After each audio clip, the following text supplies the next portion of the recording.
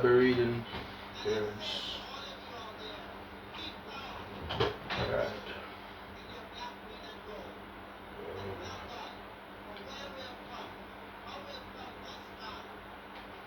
Oh, sorry.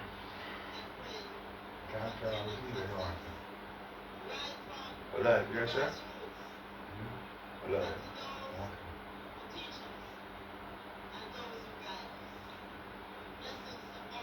Exodus 3. I know we're starting from 19. I know that the king Egypt won't let you go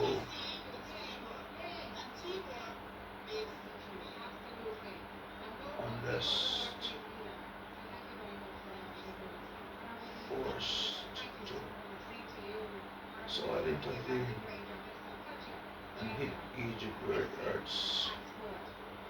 Oh, my miracles will send them reeling, after which they'll be glad to send you off. So, I'll see to it that these people get a hard send off by the Egyptians. When you leave, you won't leave empty handed. Each woman will ask her neighbor, oh, read it already. Exodus 4. Moses objected. They won't trust me. They won't listen to a word I say.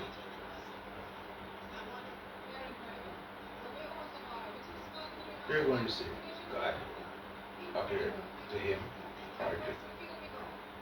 So God said, what's that in your hand?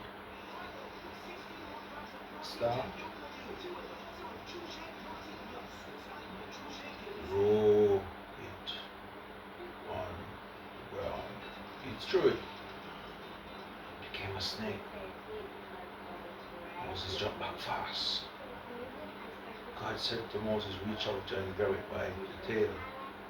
He reached out and grabbed it. And he was holding the staff again. That's so they will trust that God appeared to you. God of your father, God of Abraham, God of Isaac, God of Jacob.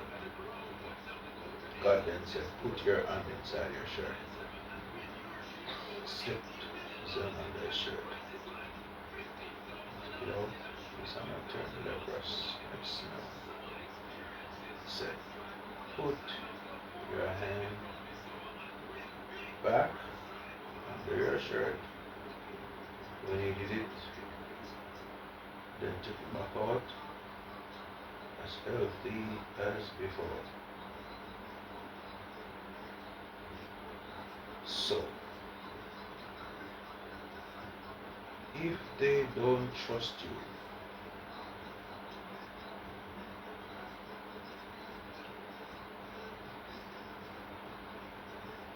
and aren't convinced by the first sign, the second sign should do. But if it doesn't, even after these two signs, they don't trust you. Listen to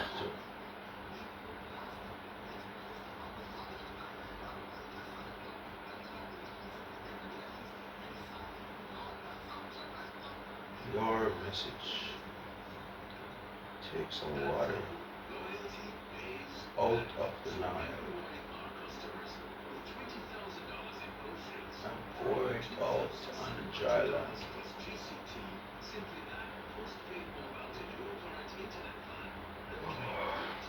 The Nile water that you pour out will turn to blood. when it hits the ground.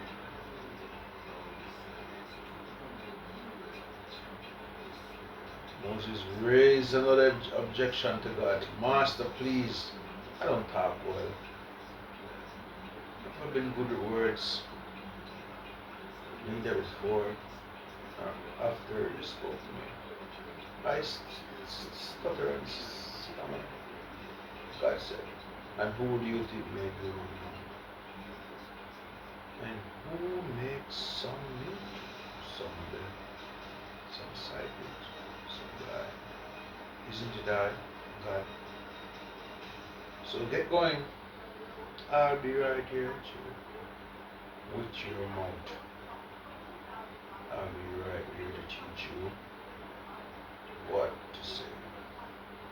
He said, oh, Master, please, send somebody else. God got angry with Moses. Don't you have a brother Aaron the Levite? He's good with words. I know he is. He speaks very well. In fact, at this very moment, he's on his way to meet you. When he sees you, he's going to be glad. You will speak to him and tell him what to say. I'll be right there with you as you speak and with him as he speaks, teaching you step by step.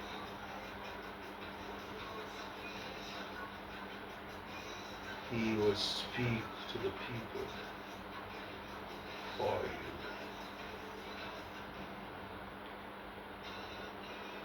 He will act as your mouth, but you decide what comes out of it. Now take the staff in your hand. You use it to resound.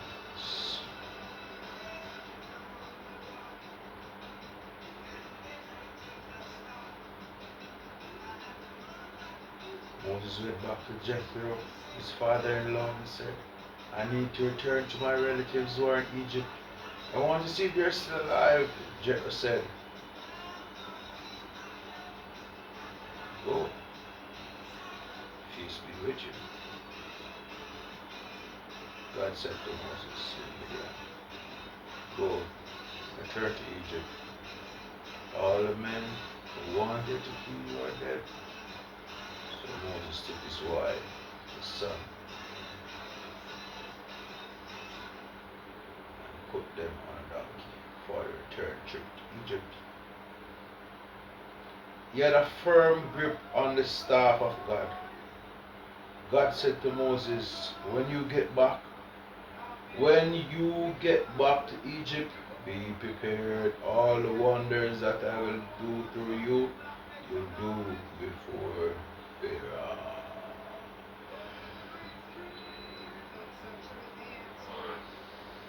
Sorry. But I'll make him stubborn so that he refuses to let the people go. Then you are to tell Pharaoh God's message. Israel is my firstborn. I told you, free my son so they can serve him. But you refused to free. So now I'm going to kill your son, your firstborn. On the journey back, as they camped for the night, God met Moses and would have killed him, but Zipporah took out a flint knife and cut off her son's foreskin. She said, oh, you're a bridegroom of blood to me. Then God let him go. She used the phrase bridegroom, blood, God circumcision. God spoke to Aaron, go and meet Moses in the wilderness. He went and met him at the mountain of God and kissed him. Moses told Aaron the message that God had sent him to speak, and the wonders he had come on with him to do. So Moses and Aaron proceeded to round up all the leaders of Israel. Aaron told him everything that God had told Moses and demonstrated the wonders before the people. And the people trusted and listened believingly that God was concerned with what was going on with the Israelites and knew all about their affliction. They bowed low and they worshipped. Exodus 5. After that, Moses and Aaron approached Pharaoh. They said, God, the God of Israel says, free my people so that they can hold a festival for me in the wilderness. Pharaoh said, and who is God that I should listen to him and send Israel off? I know nothing of this so-called God. I'm certainly not going to send Israel off. They said, God of the Hebrews has met with us. Let's take a 3-day journey into the wilderness so we can worship our God. Lest strike us with either disease or death. The king of Egypt said,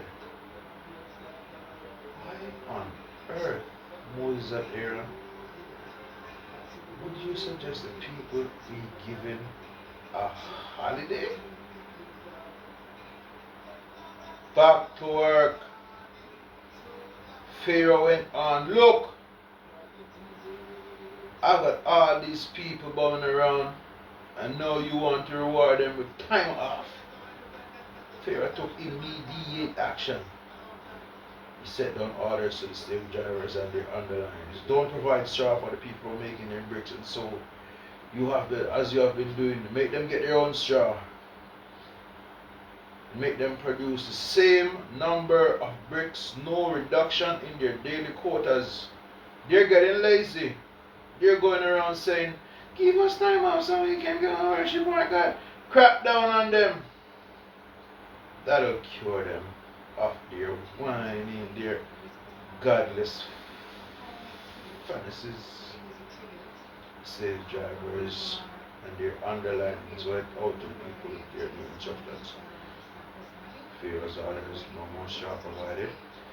Get your own straw wherever you can find it, and not one brick less in your daily work quota. The people scattered all over Egypt scrambling for straw. Slave drivers are merciless, saying, complete your daily quotas of bricks. The same number as when you were given straw. Israelites foremen who the slave drivers had appointed were beaten and badgered. Why didn't you finish your quota of bricks? Yesterday or the day before, and now today again. The Israelite foremen came to Pharaoh and cried out for relief. Why are you treating your servants like this? Nobody gives us any straw, and they tell us, make bricks. Look at us. We're being beaten. And it's not our fault. But Pharaoh said, lazy. That's what you are, lazy. That's why you whine. Let us go and worship our God. Well then, go. Back to work. Nobody's giving you straw. And at the end of the day, you better bring in your full quota of bricks. The Israelite foremen saw that they were in a bad way, having to go back and tell the workers, not one brick short in your daily quota. As they left Pharaoh, they found Moses and Aaron waiting to meet them. foreman said to them, may God see that you have done and judge you. You made a stick before Pharaoh and his servants. You put a weapon in his hand and going to kill us. Moses went back to God and said, my master, why are you treating these people so badly? And why did you ever send me?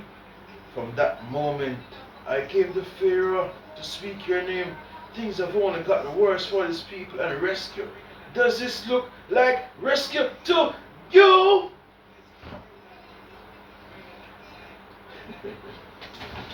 Over and out.